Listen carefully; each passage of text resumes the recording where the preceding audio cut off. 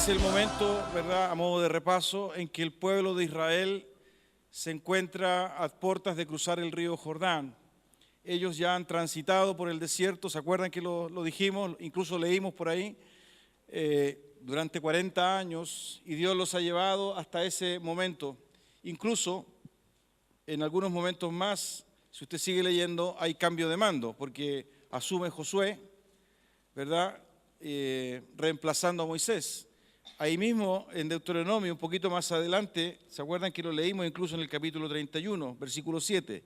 Y llamó Moisés a Josué y le dijo en presencia de todo Israel: esfuérzate y anímate, porque tú entrarás con este pueblo a la tierra que juró Jehová a sus padres que la daría, y tú la harás heredar.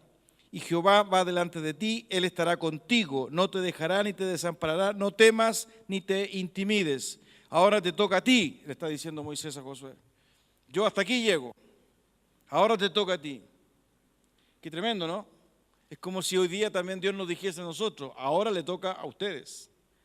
Hay un grupo, hay hermanos, hay hijos míos que comenzaron, que prolongaron, que abrieron, pero ahora son ustedes. Eso está viviendo el pueblo de Israel. Y en ese contexto aparece este capítulo 30, y de lo que hablamos el domingo pasado fue un aspecto que surge en el corazón nuestro cuando leemos lo que dice el capítulo 30. ¿Se acuerdan? Hablamos de la advertencia. Vamos a leer de nuevo, por favor, para aquellos que no pudieron estar el domingo pasado. Voy a leerlo en la versión NBI, Nueva Versión Internacional. Vamos a leer el capítulo 30. Cuando recibas todas estas bendiciones o sufras estas maldiciones de las que te he hablado y las recuerdes en cualquier nación por donde el Señor tu Dios te haya dispersado, y cuando tú y tus hijos se vuelvan al Señor tu Dios y le obedezcan con todo el corazón y con toda el alma, tal como hoy te lo ordeno, entonces el Señor tu Dios restaurará tu buena fortuna y se compadecerá de ti. Volverá a reunirte de todas las naciones por donde te haya dispersado, aunque te encuentres desterrado en el lugar más distante de la tierra. Desde allá el Señor tu Dios te traerá de vuelta y volverá a reunirte. Te hará volver a la tierra que perteneció a tus antepasados y tomarás posesión de ella. Te hará prosperar y tendrás más descendientes que los que tuvieron tus antepasados. El Señor tu Dios quitará lo pagano que haya en tu corazón y en el de tus descendientes, para que lo ames con todo tu corazón y con toda tu alma, y así tengas vida. Además, el Señor tu Dios hará que todas estas maldiciones caigan sobre tus enemigos, los cuales te odian y persiguen, y tú volverás a obedecer al Señor y a cumplir todos sus mandamientos, tal como hoy te lo ordeno. Entonces el Señor tu Dios te bendecirá con mucha prosperidad en todo el trabajo de tus manos y en el fruto de tu vientre, en las crías de tu ganado y en las cosechas de tus campos. El Señor se complacerá de nuevo en tu bienestar, así como se deleitó en la prosperidad de tus antepasados, siempre y cuando obedezcas al Señor tu Dios y cumplas sus mandamientos y preceptos escritos en este libro de la ley, y te vuelvas al Señor tu Dios con todo tu corazón y con toda tu alma. Este mandamiento que hoy te ordeno obedecer no es superior a tus fuerzas, ni está fuera de tu alcance. No está arriba en el cielo para que preguntes: ¿quién subirá al cielo por nosotros para que nos lo traiga y así podamos escucharlo y obedecerlo? Tampoco está más allá del océano para que preguntes: ¿quién cruzará por nosotros hasta el otro lado del océano para que nos lo traiga y así podamos escucharlo y obedecerlo? No. La palabra está muy cerca de ti, la tienes en la boca y en el corazón para que la obedezcas. Hoy te doy a elegir entre la vida y la muerte, entre el bien y el mal. Hoy te ordeno que ames al Señor tu Dios, que andes en sus caminos y que cumplas sus mandamientos, preceptos y leyes. Así vivirás y te multiplicarás, y el Señor tu Dios te bendecirá en la tierra de la que vas a tomar posesión. Pero si tu corazón se rebela y no obedeces, sino que te desvías para adorar y servir a otros dioses, te advierto hoy que serás destruido sin remedio. No vivirás mucho tiempo en el territorio que vas a poseer luego de cruzar el Jordán. Hoy pongo al cielo y a la tierra por testigos contra ti de que te he dado a elegir entre la vida y la muerte, entre la bendición y la maldición. Elige pues la vida para que vivan tú y tus descendientes. Ama al Señor tu Dios, obedécele y sé fiel a Él, porque de Él depende tu vida y por él vivirás mucho tiempo en el territorio que juró dar a tus antepasados Abraham, Isaac y Jacob. Señor, gracias por esta palabra, Señor, tremenda. Señor, es tan poderosa y tan inquietante, Padre mío, es tan difícil permanecer impávido frente a ella, Señor, porque nuestro corazón reacciona para bien o para mal. Pero aquí estamos delante de tu presencia, Señor, en el nombre de Jesús. Y queremos, Señor, rogarte en el nombre de Él, Señor, de tu Hijo amado, que tu Espíritu Santo nos ayude a comprenderla, Padre Santo. Tú conoces la condición de vida de cada uno de los que estamos aquí en esta mañana. Y Santo Dios, en esa convicción queremos rogarte que esa multiforme sabiduría tuya, Señor, pueda, Dios mío, abrir ese espacio en nuestros corazones para entender, Dios Santo, en el nombre de Jesús, la profundidad, la veracidad, la realidad, la vida, Señor, que brota de tu palabra. Gracias, Señor, bendito sea tu nombre. Gracias por estar acá, que nada ni nadie lo impida, Señor, la predicación, la meditación, la reflexión de tu palabra. Padre Santo, gracias por tu fidelidad. Oramos en el nombre de Jesús. Amén. Bueno, como lo dije el domingo pasado, cuando uno lee estos versículos y esta palabra, y lo dije recién en la oración, es imposible permanecer impávido porque o nos emociona o nos incomoda, ¿verdad? Pero no nos deja indiferente. El domingo pasado hablamos desde la perspectiva de la advertencia, ¿no? Esta advertencia, te va a suceder esto, ojo, te advierto que, ¿no? Fíjense que hay expresiones muy fuertes en el versículo 18, te advierto hoy. Eso es difícil. El versículo 10 dice, siempre y cuando, y la naturaleza humana se revela contra eso. Y dijimos, a modo de repaso, 3 o 4 razones por las cuales esta advertencia estaba en un contexto distinto, ¿se acuerdan? No sé si ustedes tomaron apunte. Pero primero dijimos que esta advertencia de alguna forma refleja o está en la convicción de que para Dios nosotros somos posesión de Él. ¿Se acuerdan?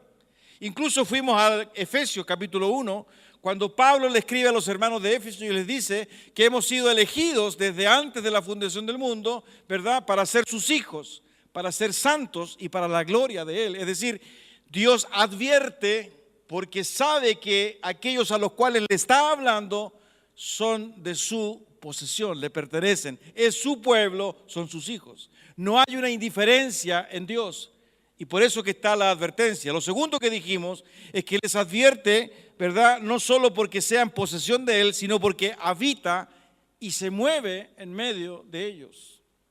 Es decir, lo que ellos pudiesen hacer en los próximos años al cruzar ese río Jordán, para Dios era absolutamente relevante porque Él iba con ellos, Él estaba con ellos. ¿Se acuerdan que fuimos incluso a examinar cuando Dios le da instrucciones a Moisés para construir un tabernáculo?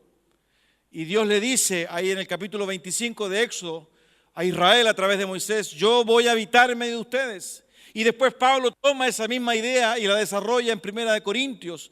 Y él hace un recuerdo a los hermanos de la iglesia de Corinto de que Dios habitaba en medio de ellos y que por esa razón era importante limpiarse de todo aquello que contaminaba la vida. Porque la realidad de Dios, ¿verdad?, es que Él se mueve y está con su pueblo. Él habita, incluso dice Pablo en el capítulo 3 y capítulo 6 de 1 Corintios, en el cuerpo de sus hijos. Somos, ¿verdad?, templo del Espíritu Santo. En uno de esos capítulos, o en el 3 o en el 6, dice, ustedes no se pertenecen. ¿Acaso creen que ustedes son de ustedes? No, porque el Espíritu Santo mora en ustedes. Y desde esa perspectiva, la advertencia de Dios también era pertinente. Porque si Él iba con ellos, si Él estaba con ellos, ojo, cuidado, les advierto. Otra razón, ¿verdad?, que dijimos el domingo pasado, que esta advertencia surgía, ¿verdad?, porque Dios les amaba. ¿Se acuerdan que analizamos en Deuteronomio, no? Ese capítulo 7, cuando Él dice, yo los elegí a ustedes, ¿verdad?, no por ser los más bacanes. ¿Se acuerdan lo que significaba bacán también, no? La raíz latina de lo que significaba, ¿verdad? No porque ustedes eran los mejores ni los más capaces, sino porque yo los amé. Por consiguiente, ¿verdad? Aquí tenemos al menos 3 o 4 elementos que nos ayudan a entender y a mirar esta palabra de Dios para Israel, esta advertencia desde una perspectiva distinta. No es, dijimos, no es una advertencia de una autoridad déspota, de una autoridad, ¿verdad?, contralora, una autoridad que quiere someter y que se quiere enseñorear de manera cruel con sus súbditos, sino que la advertencia, ¿verdad?, está establecida a través de una relación y de un vínculo de un Dios que ha amado, que ha elegido, que está con ellos, que los ha cuidado, que los ha provisto. Hoy día lo que yo quiero compartir con ustedes, ¿verdad?, y también un poco en el mismo sentido, es el mandamiento. El domingo pasado fue la advertencia. Hoy día quiero que hablemos sobre el mandamiento, es decir, la orden de Dios. Porque otra de las cosas que uno, ¿verdad?, inmediatamente reflexiona cuando lee estos versículos del capítulo 30 de Deuteronomio es, bueno, aquí Dios está ordenando que lo ame. Y ese es otro elemento, ¿verdad?, que en nuestra cultura hoy día posmoderna resulta tremendamente odiosa. ¿Cómo me puede pedir que lo ame? Si acaso yo, ¿verdad?, ni siquiera pedir, sino que ordenar. ¿Cómo me puede ordenar que lo ame? ¿Acaso no existe el libre albedrío y yo amo a quien quiero? ¿No? Fíjense que estas afirmaciones y estas reflexiones o estas exhortaciones de Dios para con Israel, precisamente en una cultura como la nuestra, en que el hombre es el eje del cosmos, resultan tremendamente provocadoras. Si yo este capítulo 30 se lo hago leer a una persona que es atea o agnóstica, evidentemente, ¿verdad?, lo que ella pueda decirnos va a estar situado precisamente en esta característica que hoy día tiene el mundo, la sociedad, la cultura respecto de Dios. Este es un Dios déspota, cruel, te está ordenando. Es más, si tú no obedeces, ¿verdad?, vienen las penas del infierno. Si tú no obedeces, ¿verdad?, te va a castigar. Entonces, ¿cómo puede? ¿Se acuerdan que el domingo pasado algo de eso dijimos, ¿no es cierto? Sin embargo, yo quiero hoy día compartir con ustedes algunos pensamientos respecto de esta orden de Dios, porque es una orden de Dios. Tal vez la primera reflexión que nosotros pudiésemos inmediatamente traer a nuestra mente es, ¿qué significa, verdad, esta orden? ¿No? Porque ¿quién ordena a quién? ¿Quién es capaz de ordenar? El que ordena a otro, ¿verdad?, es porque seguramente tiene algún medio de coerción, porque a lo mejor está investido de alguna autoridad, porque a lo mejor ostenta, ¿verdad?, en fin, algunos elementos que le dan la capacidad para ordenar. A lo mejor hay una especie de poder, hay uno que es más fuerte y otro que es más débil, pero este concepto de ordenar, ¿verdad?, ¿cómo lo podemos entender? El hecho de entender que nos están mandando a hacer algo. ¿Cómo reaccionamos? ¿Cómo lo asumimos? ¿No? Esa persona que me manda, que me ordena, ¿quién es? ¿A quién le ha ganado? ¿Me conoce? ¿Está de alguna forma invadiendo mis derechos? ¿No? Ese es un poco el contexto. Hoy te ordeno. No se olviden que Israel está por cruzar el río Jordán. Se enfrenta a la tierra prometida. No sabe lo que ha ocurrido. No sabe lo que va a ocurrir. Es una nueva generación. Hay un nuevo liderazgo. Hay una amenaza, ¿verdad?, que se viene y se cierne en el futuro, en la frontera. Hay naciones, en fin. Y en ese contexto aparece esta orden de Dios. Te ordeno. Y hay 3 elementos, queridos, que yo quería traer a vuestra consideración. Por ejemplo, el primero de ellos es lo que señala el verso 11 de este capítulo 30 de Deuteronomios. La verdad que el verso 11, el verso 12 hasta el 14 dice, este mandamiento que hoy te ordeno obedecer no es superior a tus fuerzas, ni está fuera de tu alcance. No está arriba en el cielo para que preguntes, ¿quién subirá al cielo por nosotros para que nos lo traiga y así podamos escucharlo y obedecerlo? Tampoco está más allá del océano para que preguntes, ¿quién cruzará por nosotros hasta el otro lado del océano para que nos lo traiga y así podamos escucharlo y obedecerlo? No, la palabra está muy cerca de ti, la tienes en la boca y en el corazón para que la obedezcas. Este primer elemento me refleja, ¿verdad?, que hay un vínculo. Es una orden que está en el contexto de una relación. Es más, esta orden, ¿verdad? Dios mismo le afirma a su pueblo, no es algo que te supere, no es algo que sobrepase tu capacidad, ni siquiera es algo que desconozcas, sino que te estoy reiterando algo que tú ya sabes, algo que yo ya te he dicho, algo que tú has comprobado. No tienes que ir ni a lo más alto ni a lo más lejos, porque incluso, es más, tú has convivido con esa palabra, ha estado en tu boca, ha estado en tu corazón. Ustedes, por ejemplo, si abren el capítulo 6 de Deuteronomio, ustedes se van a dar cuenta que lo que Dios está diciendo no es ni más ni menos aquello que el propio pueblo de Israel vivió, ¿verdad? Durante todo ese tiempo. Fíjense lo que dice en el capítulo 6.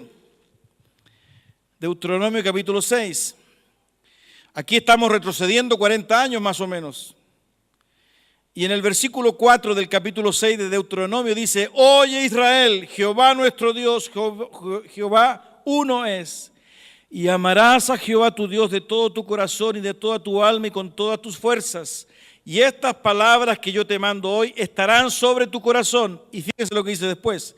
Y las repetirás a tus hijos y hablarás de ellas estando en tu casa y andando por el camino y al acostarte y cuando te levantes, y las atarás como una señal en tu mano y estarán como frontales entre tus ojos, y las escribirás en los postes de tu casa y en tu puerta. La palabra de Dios todo el día, cada día. Por eso que Dios decía: esto tú ya lo conoces, tú ya lo sabes, tú has escuchado, está al lado de tu boca, está en tu corazón. No te estoy pidiendo algo adicional. Es más, en esta relación que hemos tenido, tú has visto lo que yo he podido hacer y esta palabra cómo se ha hecho efectiva en tu vida. Fíjense que si usted revisa estos versos, ¿verdad?, que hemos leído en Deuteronomio, muchos de ellos se repiten en los evangelios. Cuando a Jesús le preguntaron, ¿se acuerdan o no? Le preguntaron: Señor, ¿cuál es el principal mandamiento? ¿Cuál fue la respuesta de Jesús? Amarás al Señor tu Dios con todo tu corazón, con toda tu mente, con todas tus fuerzas, ¿verdad? Y el segundo es semejante a este. ¿Cuál es? Amarás a tu prójimo como a ti mismo. Eso es palabra de Jesús. Jesús retoma esto, ¿verdad? Y no le cambia el perfil. Habían pasado cientos de años, ¿verdad? Y Jesús no lo vincula al sentimiento de amar, sino que Jesús lo mantiene en la decisión y en la voluntad. Debes amar, es una orden. Por consiguiente, lo que Israel estaba recibiendo de Dios no era algo desconocido. No tienes excusa, en el fondo decía Dios. No tienes excusa. Y eso suena fuerte hoy día. Esta expresión no tiene excusa, ¿saben? La repitió Pablo también. Y la repitió Pablo en Romanos capítulo 1. Cuando él, ¿verdad?, fundamenta el conocimiento de Dios a través de la creación. No tienen excusa. Miren, abra su Biblia en Romanos capítulo 1, por favor.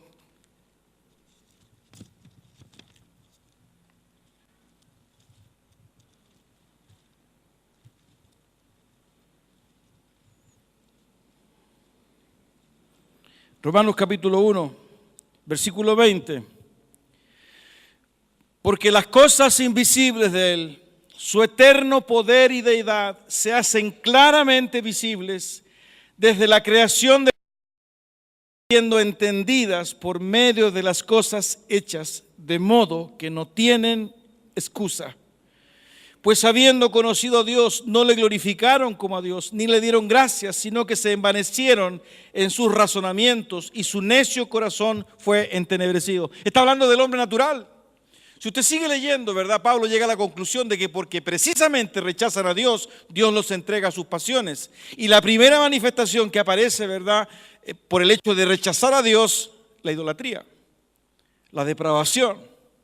Pero Pablo usa esta expresión, de modo que no tienen excusa. Por consiguiente, ¿verdad?, si esa expresión, ¿verdad?, la tomamos y la colocamos en el contexto de su pueblo, de su iglesia, hoy también Dios nos dice, como se lo dijo a Israel, no tienes excusa. Conoces la palabra, Conoces la obra que he hecho en ti. He estado con ustedes y desde el comienzo he pedido que me obedezcas. No tienes excusa. No puedes alegar desconocimiento. Ni siquiera puedes decir que esto te supera, que esto te sobrepasa. Porque tú puedes obedecer.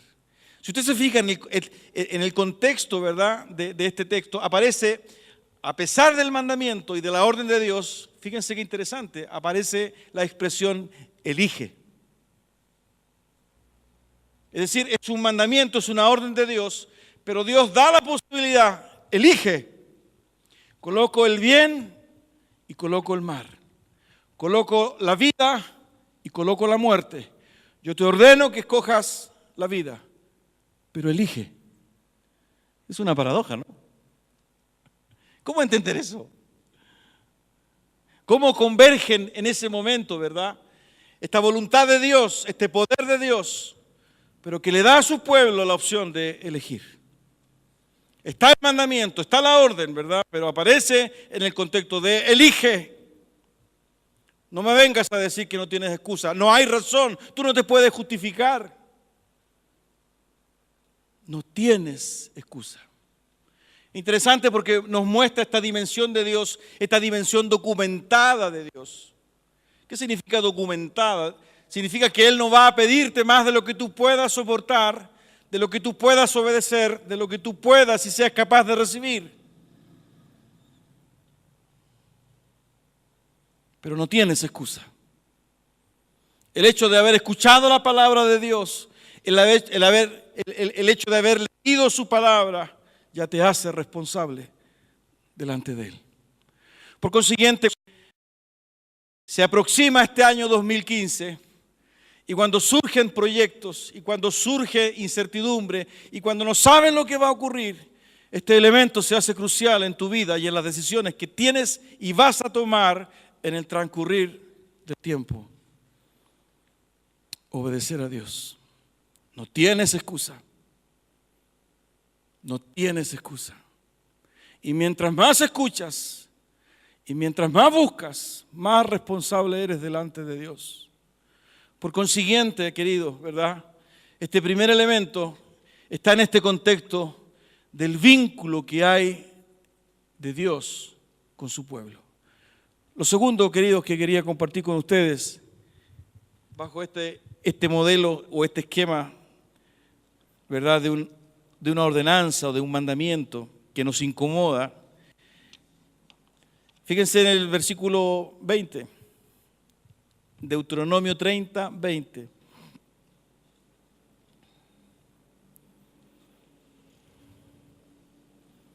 Perdón, el versículo 16. Después vamos a ir sobre el 20. También quiero compartir algo ahí. Pero lo segundo está en el versículo 16. Deuteronomio 30, 16.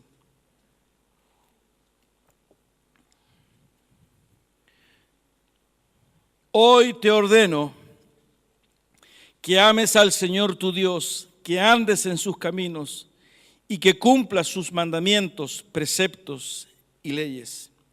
Así vivirás y te multiplicarás y el Señor tu Dios te bendecirá en la tierra de la que vas a tomar posesión. Aparece una vez más esta fórmula, ¿no? Te ordeno que ames al Señor tu Dios. Te ordeno. Pero fíjense que esta ordenanza, este mandamiento, ¿verdad? No solo Dios se la incorpora a Israel y les dice, no tienen excusa, ¿verdad? Ustedes la conocen, ustedes saben que yo he estado con ustedes, sino que lo importante es que esta ordenanza y este mandamiento está vinculado, ¿verdad?, a la bendición en la vida de su pueblo. Es decir, hay una íntima relación entre este acto de obedecer la ordenanza, el mandamiento de Dios y la manera en que vivo o voy a vivir la vida. Y esto es súper relevante también comprenderlo porque de alguna forma no aparece una orden, ¿verdad?, extemporánea, una orden abusiva, ¿verdad?, una orden que genera resistencia, que es incomprensible, ¿verdad?, una orden, ¿verdad?, que de alguna forma me catapulta o hacia algo que no puedo lograr, sino que es una orden, un mandamiento de Dios que está vinculado a mi vida, que está vinculado a mi realidad cotidiana. La expresión que nosotros encontramos en este texto, ¿verdad? Si ustedes lo pueden leer, dice: así vivirás y te multiplicarás. El Señor tu Dios te bendecirá en la tierra de la que vas a tomar posesión. No está hablando de que vamos a ser ricos, millonarios, ¿verdad? Y que nuestra cuenta corriente se va a acumular y que vamos a tener inversión en acción, en fondos. No está hablando de eso.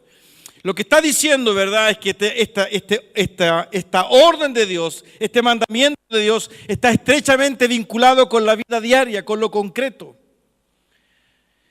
Lo cual de alguna forma vuelve a reafirmar, ¿verdad?, esta relación de vida que Dios tenía con los suyos. Dios era pertinente en el obrar de cada día, en las decisiones de cada día, en el actuar de cada día, en el hablar de cada día. Y eso traía bendición. Uno de los primeros efectos, ¿verdad?, como parte de este proceso, cuando conocemos al Señor, es que nuestra vida se comienza a ordenar. Nuestras relaciones interpersonales, sobre todo las más significativas, comienzan a tener sentido. ¿Cuál es el impacto, verdad, de herramientas como, por ejemplo, estos programas matrimoniales, Alma, Rema o como se llamen? ¿Cuál es el elemento poderoso que hay ahí?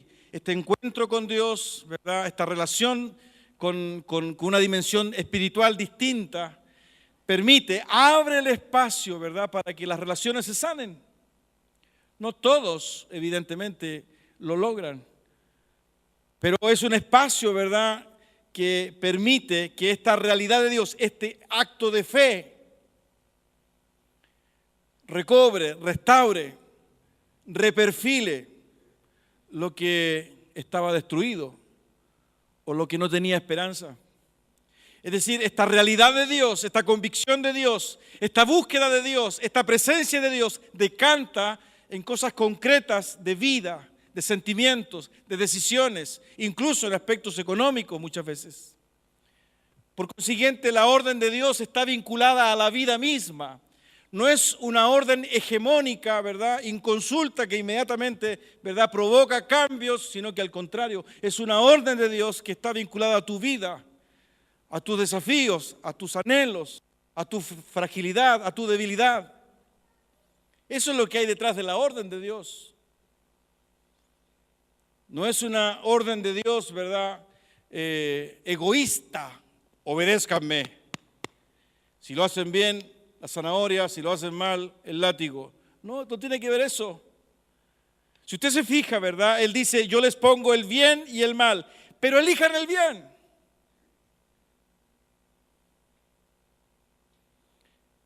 Es una orden que permite la elección. Por eso que no todos, lamentablemente o tristemente, lo entienden. Porque aparece esta reacción, aparece esta incredulidad. Lo que hay acá, ¿verdad?, es una vez más el desafío de creer. El desafío de creer. ¿Acaso no es un problema hoy día en nuestro tiempo creerle a Dios? La teología de la prosperidad toma estos versículos, ¿verdad?, y los usa y abusa y los manipula. Y aparece este Dios, ¿verdad?, que bendice tus negocios, ¿no? Entonces aquí hay una promesa de bendición y prosperidad, y me está hablando de la bendición de Dios y es un año que estoy cesante. Me está hablando de la bendición de Dios y la verdad que con mi esposa ya no damos más y queremos separarnos. ¿Cómo entender, verdad, esta bendición de Dios? Ustedes tienen la respuesta. Porque eso genera en nosotros culpa, genera desconcierto. Pero si usted se fija, ¿verdad?, la relación de Israel con Dios siempre fue de entrada y salida. De entrada y salida. Si nosotros estamos hablando de la generación que está por cruzar el Jordán, ¿no es cierto? Han pasado muchos años desde que salen de Egipto, ¿verdad? Pasaron 430 años en esclavitud, salen al desierto, 40 años, están por entrar a la tierra prometida, de ahí pasan más de 400 años más, muchos más. Y llega el momento, ¿verdad?, en que ellos son llevados en cautiverio a Babilonia. Y aparece la reflexión de Jeremías. Mire, abra su Biblia en Jeremías capítulo 29.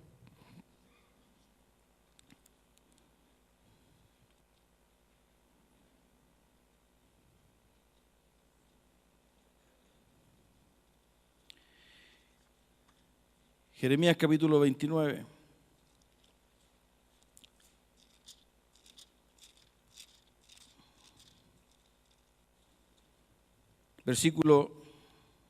Versículo 10.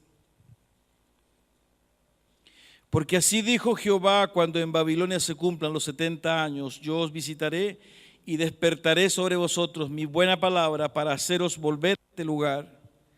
Porque yo sé los pensamientos que tengo acerca de vosotros, dice Jehová, pensamientos de paz y no de mal, para daros el fin que esperáis. Entonces me invocaréis y vendréis y oraréis a mí, y yo os oiré. Y me buscaréis y me hallaréis, porque me buscaréis de todo vuestro corazón.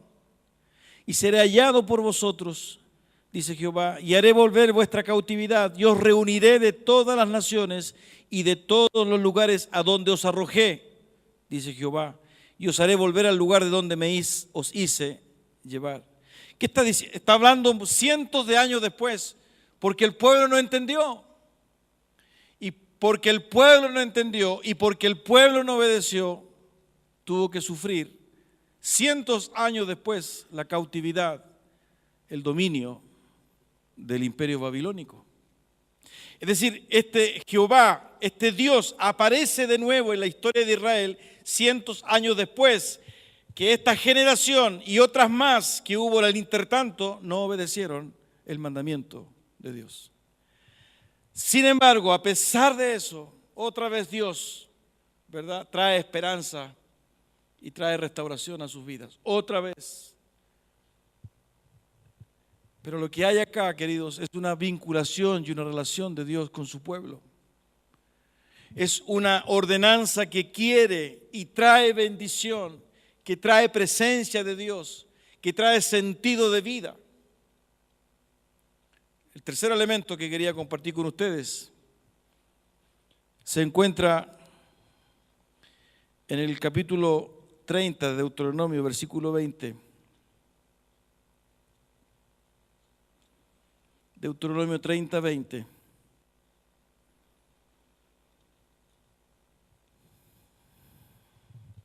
Amando a Jehová tu Dios, atendiendo a su voz y siguiéndole a Él, porque Él es vida para ti y prolongación de tus días. Él es vida para ti. No solo hay bendición en el mandamiento y en la ordenanza, sino que aún mucho más que eso, hay vida. Hay vida. Ahora ustedes saben, queridos, que desde la perspectiva, ¿verdad?, de lo que Jesucristo hizo en la cruz, en el Calvario por nosotros, este concepto de vida es mucho más que la vida física. Lo que hay acá, ¿verdad?, es un llamado a obedecer, porque necesariamente eso tiene una consecuencia que va más allá incluso de la muerte.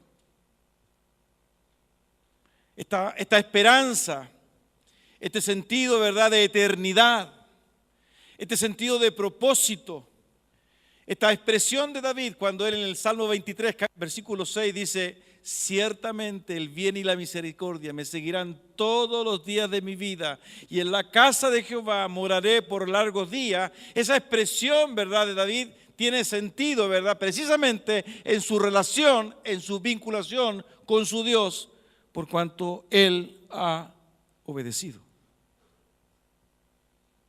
Es decir, el mandamiento de Dios, la ordenanza de Dios es vida para sus hijos, para su pueblo. Y es vida, ¿verdad?, que perdura, que va más allá de esta muerte física. Le da sentido de eternidad y da la esperanza. Por eso que leíamos recién en Jeremías, ¿no? Hay un futuro y una esperanza para ustedes.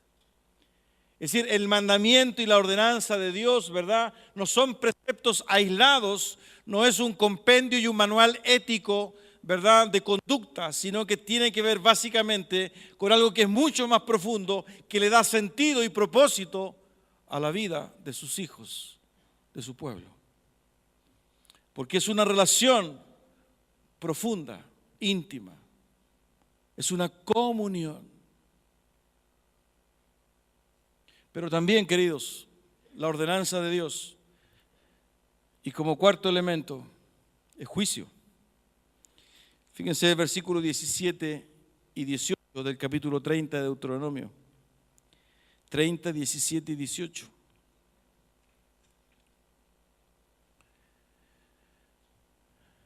Mas si tu corazón se apartare y no oyeres, y te dejares extraviar, y te inclinares a dioses ajenos y les sirvieres, yo os protesto hoy que de cierto pereceréis, no prolongaréis vuestros días sobre la tierra donde vais, pasando el Jordán para entrar en posesión de ella.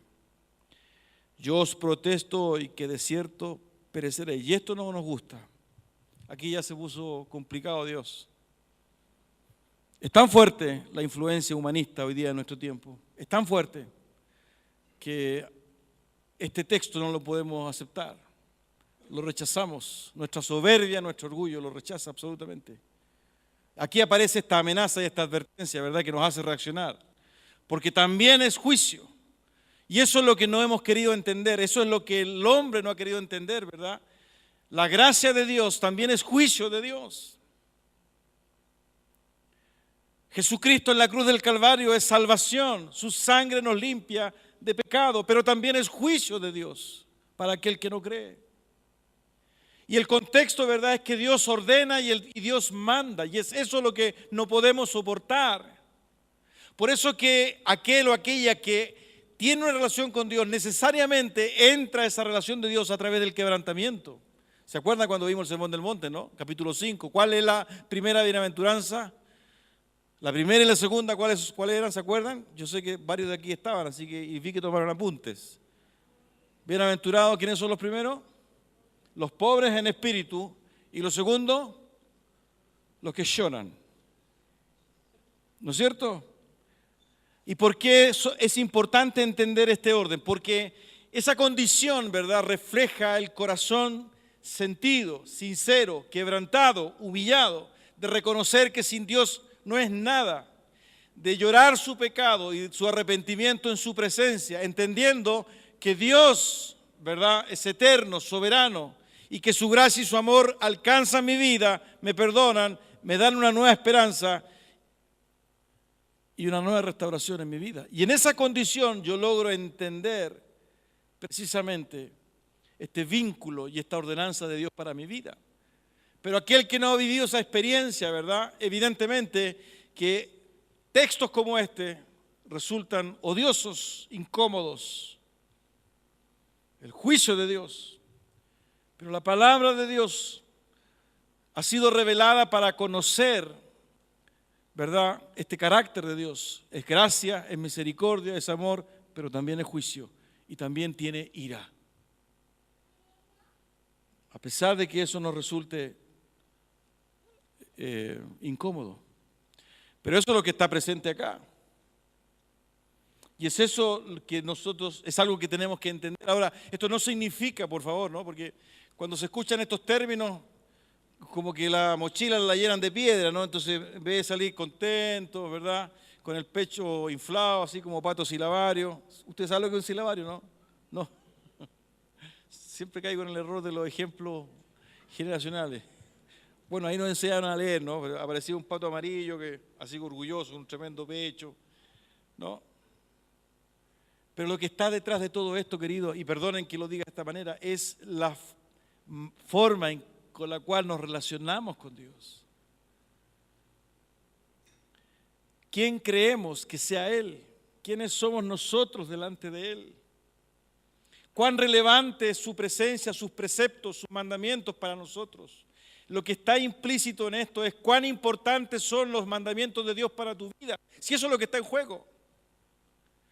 Más allá, ¿verdad?, de la clasificación de 2 o 3 pensamientos, de lo que significa, lo que está en juego aquí es, vas a comenzar algo nuevo, estás por cruzar el Jordán, te vas a enfrentar a algo que ni conoces. Lo que yo te estoy diciendo ahora es que me obedezcas. Porque si me obedeces, te va a ir bien. Tú conoces los mandamientos, tú conoces los preceptos. Si te pones a pensar, ¿verdad?, de que es injusto que los mandamientos, por favor, tú has visto lo que he hecho con ustedes, cómo los he acompañado. Desde pequeño has escuchado estos mandamientos. Están en tu corazón, están en tu boca. Solo tienes que obedecer. Porque si me obedeces, te va a ir bien. Y esto ha sido tremendamente difícil para nosotros, obedecer a Dios. Yo quiero hacer lo que quiero hacer, mi vida es mía. ¿Por qué tiene que venir alguien, verdad? Y aparece el ateísmo, este agnosticismo que plantea que este Dios, verdad, nos achica, nos achata, ¿no? Y que no podemos expresar y como que estamos todos reprimidos, ¿no?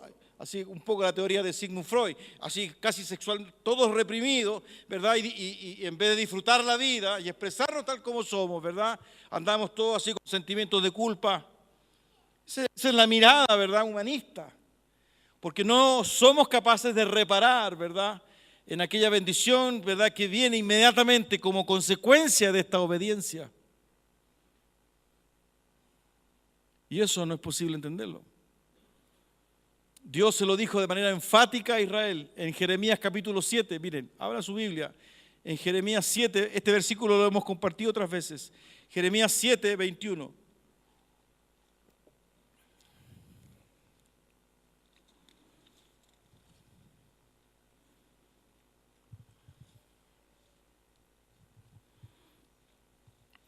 Jeremías 7, 21. Así dice el Señor Todopoderoso, el Dios de Israel. Junten sus holocaustos con sus sacrificios. Ítalo, podemos mostrarlo en NBI, por favor, papito. Jeremías 7, 21.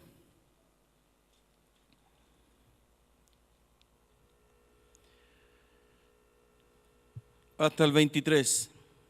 No, leámoslo más. Dice, así dice el Señor Todopoderoso, el Dios de Israel.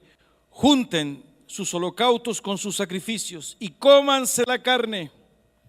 En verdad, cuando yo saqué de Egipto a sus antepasados, no les dije nada ni les ordené nada acerca de holocaustos y sacrificios.